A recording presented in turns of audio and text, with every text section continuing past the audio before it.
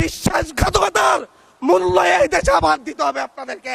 আমরা রক্ত জড়িয়েছি বলে আপনারা আজকে সংসদে প্রধানমন্ত্রী স্বরাষ্ট্রমন্ত্রী হয়েছেন।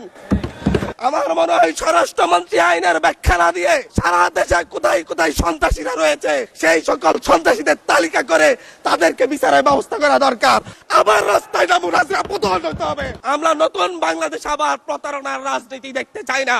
কারা 94 সালে মাগুরার নির্বাচন আয়োজন করেছিল, ইলেকশনের পর দিন এক নারী অভিযোগ করেছেন ওনাকে ধর্ষণ করা হয়েছে শুধুমাত্র শাপলাগুড়িতে ভোট দেওয়ার কারণে। জেনজিরা 72-এর সংবিধান আর চাই না। আমি এসেছি, ওনার বক্তব্য 6 মিনিট। মাননীয় স্পিকার, আমি বুঝতে পারছি না সময়গুলা কিভাবে বন্টন করা হয়। সরকার দলের হলো 8 মিনিট, বিরোধী দলের হলো 6 মিনিট। এভাবে তো কথা বলতে পারবো না। আপনারা যে জেনজির কথা বলেন, সেই জেনজির প্রতিনিধি হয়ে আমি সংসদে কথা বলতে আসছি। আপনি যদি বলেন যে জেনজিরা কি চাই, আমি বলছি জেনজিরা 72-এর সংবিধান আর চাই না। আপনি যদি বলেন জেনজিরা কি চাই, আমি বলতে এসেছি জেনজিরা এটাই চাই, স্বাধীনতার 30 বছর পরে জন্ম নিয়ে আমার মতো যারা সন্তানরা রয়েছে তারা কেন ভোটাধিকার পাই নাই তার জবাব চাই।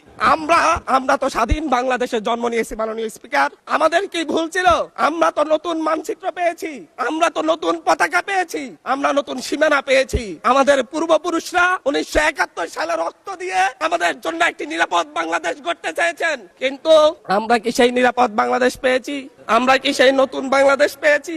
71-এ 30 লক্ষ মানুষ শহীদ হয়েছে, জীবন দিয়েছে। তাদের পরবর্তী সন্তানরা যেন নিরাপদ বাংলাদেশে ভোটাধিকার পায়, যেন রক্ষী বাহিনী না হয়, যেন আবার দুর্ভিক্ষ না হয়। কিন্তু আমরা কি দেখেছি? আমরা দেখেছি বাংলাদেশে দুর্ভিক্ষ হয়েছে।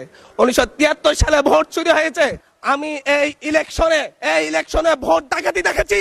আমার গাড়ি বহরে হামলা করা হয়েছে। আমি কি এই ইলেকশনের জন্য নিজের রক্ত জড়িয়েছি?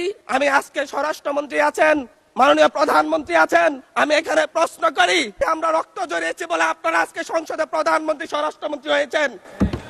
রক্ত জড়িয়ে গুলিবিদ্ধ হয়ে 3 দিনের মাথায় মাননীয় সংসদ সদস্য, আপনার বক্তব্য অব্যাহত রাখুন। 144 ধারার মধ্যে আবার নিজে গুলিবিদ্ধ পা নিয়ে বের হয়ে গিয়ে সংবাদ সম্মেলন করে বলেছি আবার রাস্তায় নামুন, প্রতিহত হতে হবে। আমরা বলেছি নতুন বাংলাদেশ দিব। আমরা নতুন বাংলাদেশ আবার প্রতারণার রাজনীতি দেখতে চাই না, প্রবঞ্চনার রাজনীতি দেখতে চাই না। যেই গণভোটের পক্ষে আমাদের মাননীয় প্রধানমন্ত্রী প্রচারণা চালিয়েছেন, যে আদেশের পক্ষে মাননীয় সরকার দলীয় সংসদ সদস্যরা প্রচারণা চালিয়েছেন, আজকে এখানে সেই কেন এটা নিয়ে আবার দীর্ঘ আলোচনা হতে হবে। আমরা 90-এর গণঅভ্যুত্থানের কথা বলে যাই নাই।